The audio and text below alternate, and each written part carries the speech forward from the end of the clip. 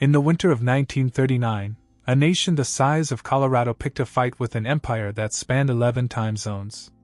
They had no tanks, no modern artillery, no allies coming to save them. What they had was snow, forests, and a stubborn refusal to die. By all logic, this war should have lasted 3 weeks.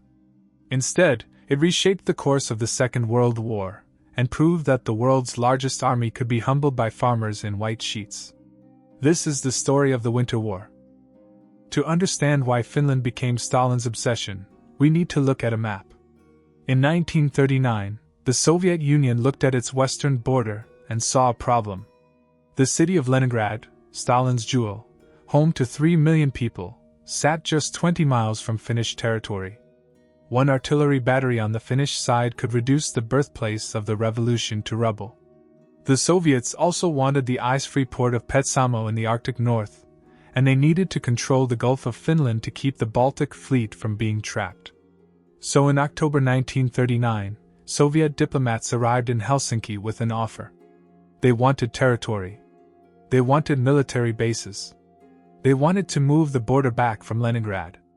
In exchange, Finland would receive worthless swamp land in Soviet Karelia, twice the area, 1/10 the value. The Finnish delegation listened. They went home. They discussed. And they said no. This wasn't arrogance. Finnish leaders knew exactly what they were facing. They'd watched the Great Purges decimate the Red Army's officer corps. They'd seen the incompetence on display during the Soviet invasion of Poland. They understood that Stalin's military machine, while vast, was also broken. But they also understood something else. The Finnish people would fight. Every inch of ground would be paid for in blood. And maybe, just maybe, that price would be too high. On November 30th, 1939, the Soviet Union invaded without a declaration of war. Bombers appeared over Helsinki. Artillery opened fire across the entire border. 23 divisions, roughly 450,000 men, later growing to over 1 million, poured into a country defended by fewer than 150,000 soldiers. Stalin expected a parade into Helsinki by New Year's. He was wrong. The Winter War was fought in temperatures that killed men where they stood. 40 degrees below zero. Frostbite claimed more victims than bullets. Engines wouldn't start. Guns jammed. The dead didn't rot, they froze solid, standing upright in their foxholes. The Finns called it Kalla Kesta, Kalla holds. And hold they did. The Soviet army that invaded Finland was a creature of the steppe. It was designed for open plains, for massed armor, for crushing frontal assaults. Finnish terrain broke every rule that army knew. Forests so dense you couldn't see 10 meters ahead. Lakes frozen solid but covered in snow deep enough to swallow a man. No roads worth the name, just tracks through wilderness that the Finns knew intimately and the Soviets couldn't read. The Red Army advanced in columns, 20 miles long, on the few roads that existed. They wore dark green uniforms against white snow. They spoke dozens of languages, Russian, Ukrainian, Uzbek, Georgian, creating confusion in every engagement. Their officers, promoted for political loyalty rather than competence, led from behind, driving conscripts forward like cattle. The Finns wore white. They moved on skis. They struck at night, when temperatures dropped and Soviet equipment failed. They'd appear from nowhere, Motti, they called it, encirclement, cut a column into pieces, destroyed the trapped units, and vanish before reinforcements arrived. At Suomussalmi, a single Finnish division, 12,000 men, destroyed 2 entire Soviet divisions. The 44th Motorized Rifle Division, a prestige unit from Moscow, ceased to exist. Its commander committed suicide. Thousands of vehicles were abandoned, later photographed by foreign journalists and published worldwide. But the most feared Finnish weapon wasn't tactical brilliance. It was a man. Simo Häyhä was a farmer and hunter from Karelia. 5 feet 3 inches tall. Quiet. Unassuming. He fought with an iron-sighted Mosin-Nagant rifle, no scope to fog in the cold, and a submachine gun for close work. Over 98 days, Simo Häyhä killed 505 confirmed Soviet soldiers. some estimates go higher. He averaged 5 kills per day, in conditions where simply staying alive was an achievement. The Russians called him Belia Smrt, the White Death. They tried everything to stop him. Artillery barrages, counter-snipers. Eventually, a Soviet soldier got lucky. An exploding bullet caught Häyhä in the jaw, blowing away half his face. He survived. He lived to be 96. But Häyhä was one man. The Winter War had thousands like him, hunters who tracked moose through these forests since childhood, now tracking men. The Soviet Union had quantity. Finland had quality, terrain, and the desperate courage of a people fighting for their homes. While the world watched the battles in central Finland, an even more desperate struggle raged in the Arctic North. The Soviet 14th Army, under General Valerian Frolov, attacked toward the nickel mines of Petsamo. This was tundra, treeless, windswept, temperatures plunging to -50. The Finns had perhaps 150 men to defend an area the size of Belgium. They held for 2 months. How? The same way they held everywhere else. Mobility, knowledge of terrain, and a willingness to suffer that matched anything the Red Army could impose. Finnish ski troops would patrol for weeks, living off reindeer meat and whatever they could carry. They'd locate Soviet positions, report back, then guide larger forces to attack. When ammunition ran low, they used captured Soviet weapons. When food ran out, they ate the enemy's supplies. The Soviets, meanwhile, struggled with logistics that would have challenged a modern army. Their vehicles froze. Their radios failed. Their soldiers, many from Central Asian republics who'd never seen snow before, died by the thousands, not from Finnish bullets, but from cold, disease, and despair. But here's what the Finns couldn't fix with courage or tactics: mathematics. Every Finnish casualty was irreplaceable. Every Soviet loss was a rounding error. By January 1940, Finland had mobilized every able-bodied man. They had no reserves.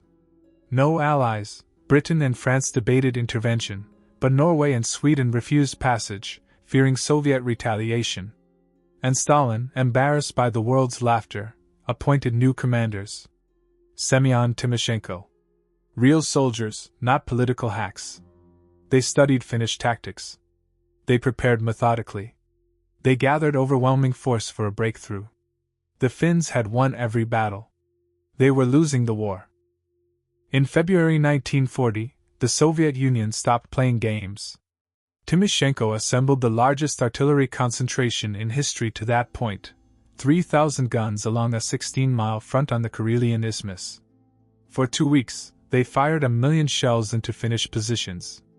The Mannerheim Line, Finland's defensive network, was buried under tons of steel. Then came the tanks. Hundreds of them. Not the light, vulnerable machines of 1939, but heavy KV-1s and T-28s, impervious to Finnish anti-tank weapons. The Finns had Molotov cocktails, gasoline-filled bottles named mockingly for the Soviet foreign minister, but you had to get close to use them. Close meant dead. The line broke. Not everywhere, but enough. Finnish counterattacks failed. The reserves were gone. On February 14th, Soviet troops crossed the Mannerheim Line at several points.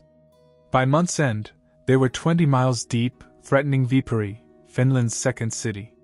Marshal Carl Gustav Emil Mannerheim faced a choice. The man who'd built Finland's army, who'd served the Tsar before the revolution, who'd sworn to defend his country to the last, he told his government the military facts. Finland could fight another month. Maybe 2. Then there would be no army left. The Finnish government had spent the war stalling peace negotiations, hoping for Western intervention that never came. Now they had no leverage. Stalin, surprisingly, didn't demand unconditional surrender. Perhaps he feared a prolonged guerrilla war. Perhaps he wanted to end this embarrassment quickly. On March 12, 1940, the Moscow Peace Treaty was signed. Finland lost 11% of its territory, 30% of its economic assets, 12% of its population, evacuated from lands now Soviet. The Mannerheim Line was abandoned. Hanko was leased as a Soviet naval base. but Finland remained independent. Let's talk about what this war actually cost. Soviet casualties remain disputed, official figures were propaganda, and archives are still incomplete. Modern estimates suggest 126,000 to 168,000 dead, 200,000 wounded, thousands of tanks and aircraft destroyed. The Red Army's reputation in ruins.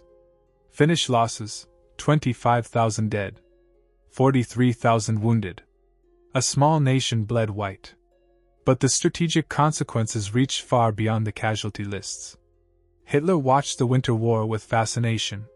Here was proof that the Soviet Union was a colossus with feet of clay.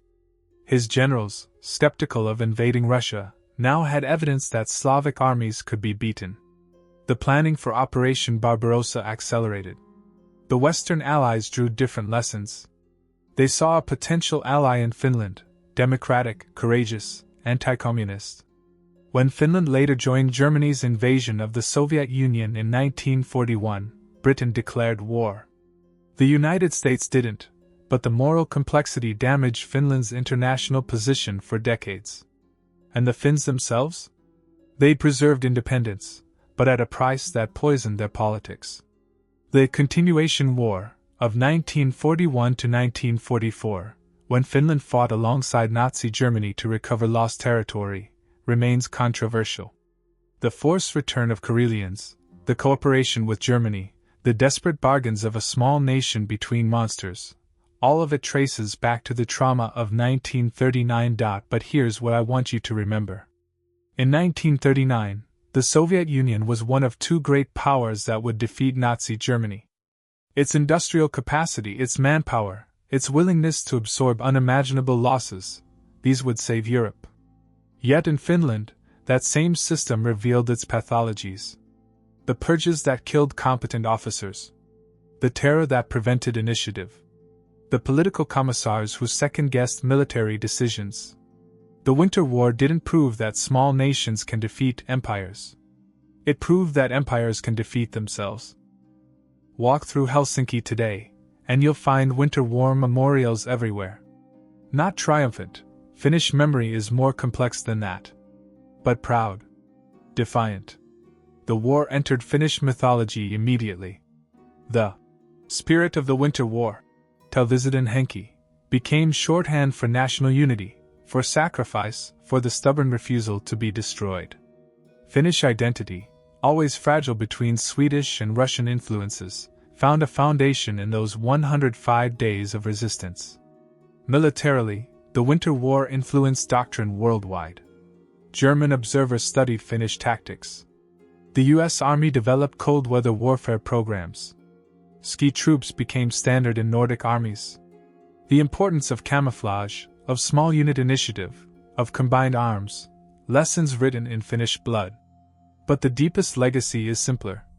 In an age of totalitarian certainty, when tanks and bombers and mass ideology seemed to make individual courage obsolete, Finland proved otherwise. Simo Häyhä and his 505 kills. The ghost soldiers, who held the Arctic with 150 men. The farmers and shopkeepers who became ski troops overnight. They didn't win. Not really. They survived. They preserved something that couldn't be measured in territory or treaties. Stalin got his buffer zone. He got his naval bases. He got his nickel mines. But he never got Finland. And in the long calculus of the 20th century, that mattered more than any border adjustment. When the Soviet Union finally collapsed in 1991, Finland was still there. Independent. Democratic. Prosperous. The last Winter War veteran died in 2020, aged 107. The last witness to a time when the world learned that empire and competence are not the same thing. History remembers winners. But sometimes the losers teach us more. The Winter War was a defeat on paper. A nation lost land, resources, people. But it kept its soul. It proved that there's a difference between being conquered and being defeated. Finland was never conquered. In our age of great power competition, of Russian aggression and small nation anxieties, the Winter War speaks across the decades. It says that geography matters. That morale matters.